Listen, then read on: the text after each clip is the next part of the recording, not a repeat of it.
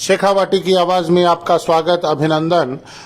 3 राज्यों के अंदर हुए विधानसभा चुनावों के में भाजपा को भारी बहुमत मिला।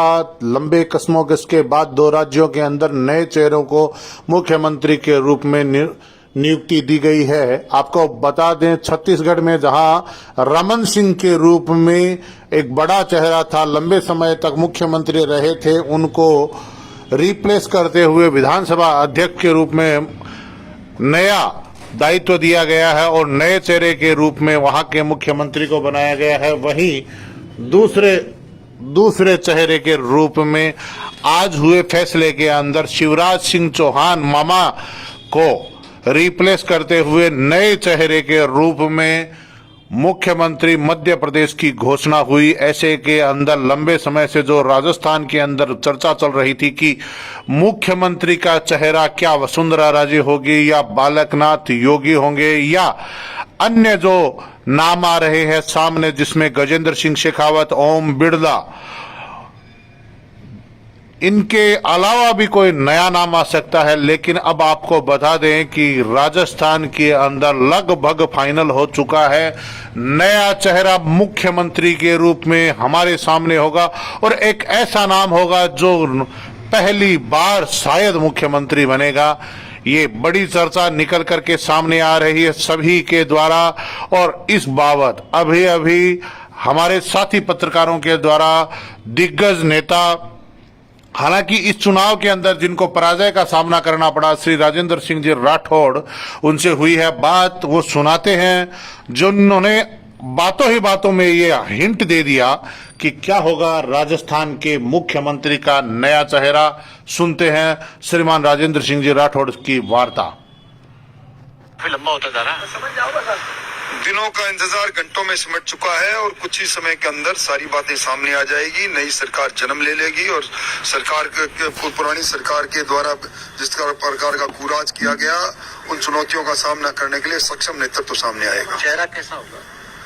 चेहरा लोकप्रिय, जनप्रिय होगा, फैसला लेने वाला होगा, ईमानदार, संवेदनशील होगा। नया होगा, पुराना होगा? कई चेहरे पर कई चेहरे लगा लेते हैं लोग, चेहरा कैसा भी वो चेहरा होगा। अच्छा, ये जो शक्ति प्रदर्शन लगातार चल रहा है, आप क्या मानते हैं? ये शक्ति प्रदर्शन भारतीय जनता पार्टी की कोई संस्कृति नहीं, ना तो चल रहा है, नहीं चलना चाहिए, ना ही चलेगा। इसलिए भारतीय जनता पार्टी की संस्कृति है ही नहीं। लेकिन कई लोग जो वसुंधरा जी के घर पे आ रहे हैं वो कह रहे हैं कि वसुंधरा जी को अनुभव है, वो रहनी चाहिए। वसुंधरा जी 2 बार की मुख्यमंत्री है और उनसे कोई मिलने जा रहा है तो इसमें कोई बेजा बात नहीं। उसको शक्ति प्रदर्शन के साथ जोड़कर नहीं देखना चाहिए।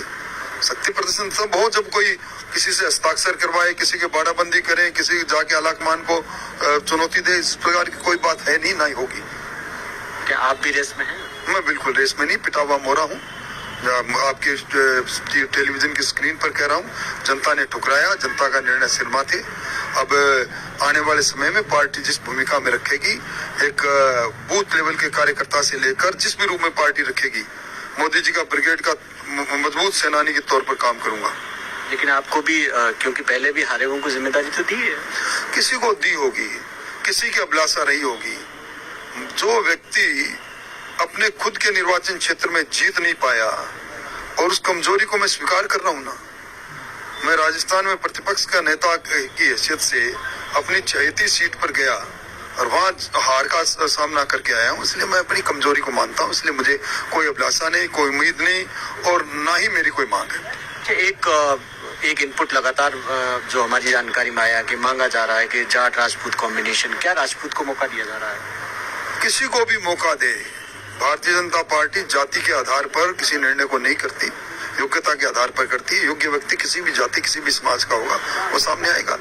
एक सवाल सुखदेव सिंह गोगामेडी, क्योंकि आप लगातार उस इलाके से आते हैं, आप जानते हैं जो उनकी सुरक्षा से जुड़ा हुआ मसला है, आपको क्या लग रहा है कि जो सुरक्षा उनको मिलनी चाहिए थी? निश्चित तौर पर मिलनी चाहिए थी। जिस प्रकार की थ्रेट उनको थी और जिस प्रकार के गैंग और गैंगस्टर राजस्थान के अंदर समानांतर तौर पर किसी के भी जीवन को लेने के लिए सक्षमता लिए हुए हैं, जब उन्होंने सुरक्षा मांगी, प्रदर्शन करके मांगी, प्रेस कॉन्फ्रेंस करके मांगी और पंजाब की पुलिस ने आउटपुट भी दिया, खुद के इंटेलिजेंस ने आउटपुट दिया, उसके बाद भी सुरक्षा नहीं देना और उसके बाद उनका जीवन खत्म हो जाना, ये पूर्ववर्ती सरकार के माथे पर कलंक है जो कभी मिटेगा नहीं। एक जांच में सामने आया कि क्योंकि उन्होंने लॉरेंस गैंग की जो वसूली थी फिरौती रोकने की कोशिश की, रतनगढ़ महिपाल सिंह का केस सामने आया।